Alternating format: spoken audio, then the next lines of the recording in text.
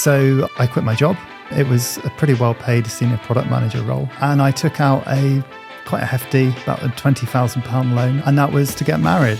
And the day that money came in, I actually decided, instead of allocating that to getting married, going to put it into my startup. Hello and welcome back to Indie Bites, the podcast where I bring you stories of fellow indie hackers in 15 minutes or less. In this episode, I'm joined by my friend Harvey Carpenter, who is the founder of Growform, a form builder which is now around 7k MRR. It's a mixture of enterprise and some other clients, and he's tackling a product in a market that is extremely competitive and crowded. Before we get into this conversation with Harvey, I want to thank Indie Bites sponsor Email Octopus. Email Octopus are an indie email marketing platform built to support other small growing businesses like yours. They are focused on affordability and ease of use, which is perfect when you're starting out as a bootstrapper. Email Octopus contains all the features you need to reach and grow your audience. You can start today without paying a penny on their free plan, where you can contact up to 2,500 subscribers. To try out Email Octopus, head to emailoctopus.com or hit the link in the show notes. Now, there's no extended version of this episode, but it is a backlog of fantastic extended episodes on the Indie Bites membership at indiebites.com/membership. Now let's get into this episode with Harvey Carpenter. Harvey, how are you doing? Welcome to the pod. I'm good. It's lovely to be here. Great to have you. Now, let's talk about the early days of Growform. Maybe before that, a little bit about your background for people that don't know. Have you always been a software engineer? Did you have a life before doing this indie hacking stuff? I did have a life before. Are you someone that built a ton of side projects, entrepreneurial when you were younger? Have you got a few of those up your sleeve that you can tell us about? Absolutely. Yeah. When I was a kid, I think from the age of about 15 onwards, I probably had 30 plus side projects of some sort.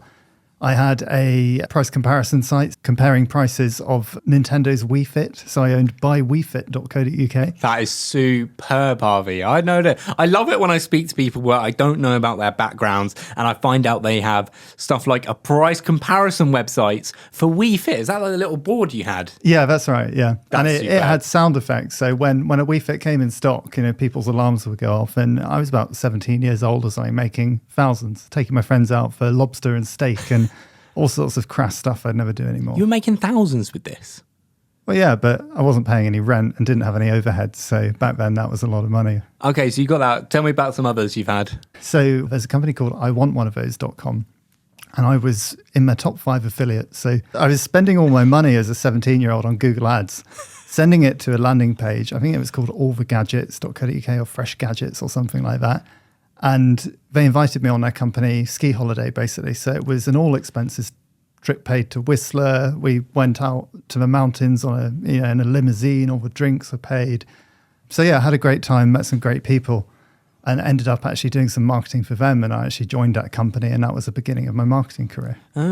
So did you know how to code? Were you a software developer then, or were you just a marketer who was finding arbitrage and opportunities? Yeah, so it was basically that. So it was kind of hacky PHP scripts, and I think I was hiring somebody on Fiverr or the equivalent back then. Did you have any of these side projects that actually could have turned into something bigger? Did you have any sort of failures?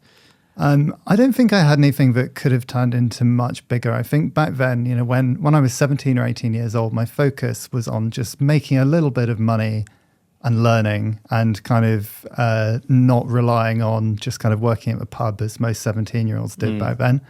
Whereas now, even if I could make a bit of money on the side doing one of these schemes or these comparison websites or something, I'm not necessarily as interested in that because I want a business that, I'm proud of to tell my mum and share about.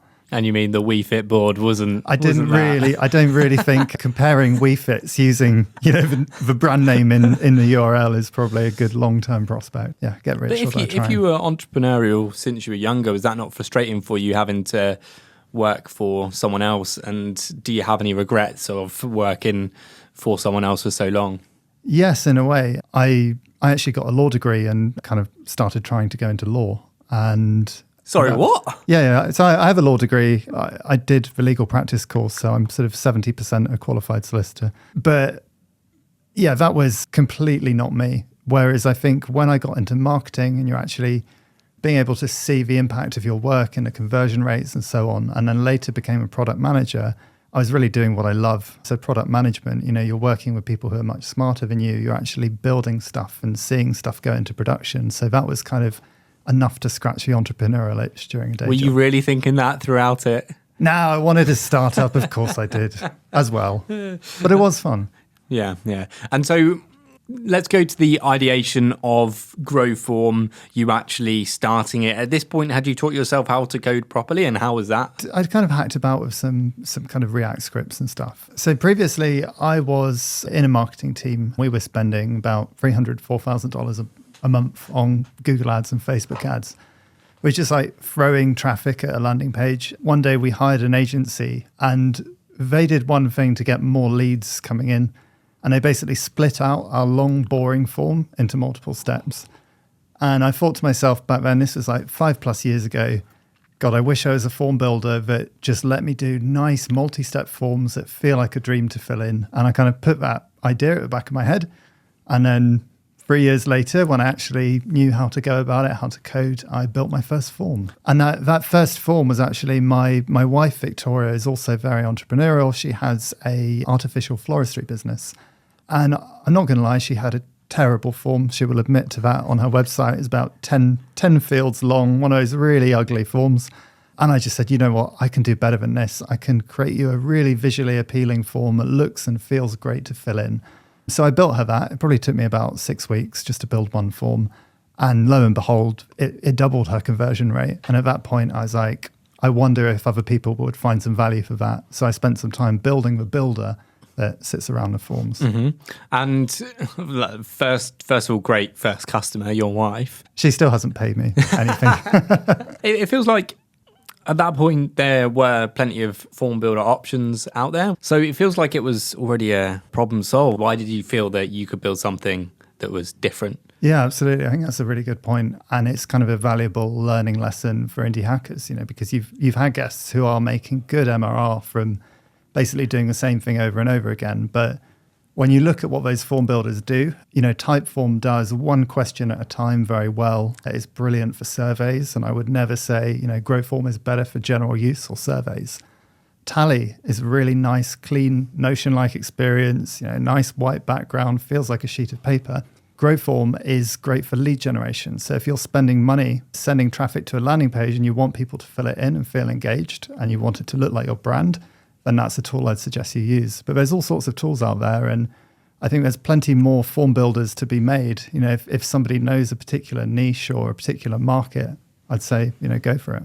You've taken this approach of going into a market where there might be a product that already exists but isn't for a specific niche. I actually spoke to, on the last episode, my friends from Email Octopus, and they took the approach of not niching down in any way. They were just, we're going to be for everyone, but we're going to compete on price. So do you think it's a good idea for indie hackers, if they are starting out and they're going into a market, picking a niche and building specifically for that? Yeah. If you're an indie hacker and you want an idea, but you don't know exactly what it is, I'd say take this framework. 1, take something that is close to you, something you know something about. So with me, it was marketing. But my dad has always owned kids' day nurseries. My wife is a florist, etc. So just take like 5 or 10 industries that are near to you that you can quiz people on. Harvey Carpenter, his example, his partner. That was the one that came to mind for me. Yeah, his partner was a teacher, and that kind of gave him that unfair advantage of having access to a teacher and being able to ask all those questions, about how should the product act. Because it's basically impossible to imagine, imagine if you were a teacher, you just can't do it. So take those kind of 10 niches that you can talk about, about, and then come up with a category of software that has been done a million times before that is established. So Form Builder is a good one. You've got CRM, you've got email tools. You can probably think of a few more boring categories of software. Talk to me about some of the growth tactics you've used for Growform to get it where it is today. So I think, unlike a lot of indie hackers, my very first customer, after my wife, of course, came in through Google Ads. So I was spending a few $100s a month just bidding on words like Form Builder. And that was really valuable to collect those first few customers and learn some lessons. And to be able to say, if I invest X amount, I actually have a kind of repeatable engine here. I would definitely advocate that approach. If you know a little bit about Google Ads or Facebook ads, to try that out, as well as just using your network. You always hear this advice of go out to your network, talk to friends and family. But I'd say with that, you don't always get great advice because it's people who are trying not to hurt your feelings. Yeah. And it's also not scalable at all by its very nature. As you were sort of going through your growth journey with Growform, you were doing it as a side project alongside your job. You've now quit your job and you're working on this. What went into the decision to quit your job, do Growform, and what was the indications that this was the one you could do it? I made that decision when it was making about $500 or $600 per month. So obviously nowhere near enough to sustain a mortgage or anything like that. But those were 10 or so customers who had been acquired via Google. And it was at least repeatable enough to give me an inkling that, if I keep going how I'm going, this should probably be about $1,500 in 6 months or so. So I quit my job. It was a pretty well-paid senior product manager role, which I miss very much. I went down to $500 a month, which obviously does nothing. And I took out quite a hefty, about a £20,000 loan. That's Did you? $25,000, $30,000 loan. What, just from the bank? Yeah, with my current salary. And that was to get married. And the day that money came in, I actually decided, instead of allocating that to getting married, going to put it into my startup. What did your wife think of that? She took some convincing, but we got there. She was like, it was something we'd talked discussed, about. Yeah. But the point in that is banks will not lend you £20,000 to put it into a risky startup, but they will lend it to you to buy a car or get married or do a home extension or any other risky activity. So if you do take out a loan for one of those activities and then change your mind after the event, that can be a source of funding. And I paid pretty much all of it back by now, so it worked out very well. That is not something that I think a lot of people would do, Harvey. Did you have like savings runway at all? Yeah. I had some savings runway. So you had savings, you had the loan, and I suppose that was a forcing function for you to make Growform work. It's not really a huge risk to take because let's say you've got 20 grand in the bank, you're burning through 500 to 1,000 of that a month. If things weren't going well 3 months or 6 months later, I just would have gone out and got another job. So it was worth giving up my job at the time. But I think people always overstate the risk with these things. There are other product manager jobs. The moment you take out a loan, you can keep 90% of it in the bank to draw it down slowly over time. It didn't really feel like a massive risk. And so what did that extra time that you had, what effect did that have on your growth and where did you then spend that time? I think it's really interesting. There's certain startups you can do, like little widgets and little add-ons, maybe marketplace tools that you can do as a side project or an evening project, whereas there's some larger, more difficult tools. If you're building a form builder or a landing page builder or an email tool or something like that, you really do need 6 months, 12 months to work on it. So that enabled me to go full-time and basically build the tool, because you're just constantly getting bugs in, or it doesn't do X, it doesn't do Y. So it just let me build for a year or so. Oh wow! And what were your goals with Growform? Is this something you wanted to turn into a big company, or are you trying to build a lifestyle business? Somewhere in between. I have no desire to have 200 employees and a load of investors and all of the stress that comes with it. But I can't see myself working in my shed in my garden for the rest of my life. So I think the dream for me is to have 15 to 20 employees who are passionate about what we do and grow the company in a sustainable and calm way. How are you spending your days? Are you working more or less than you did at your day job? I think I do longer hours. So I'm doing sort of 8 a.m. till 6 p.m. But I'm going to the spa 3 times a week for a good 2 hours, playing some tennis. And you get a massage? What's your spa routine look like? Sauna, steam room, game of tennis, bit of a gym.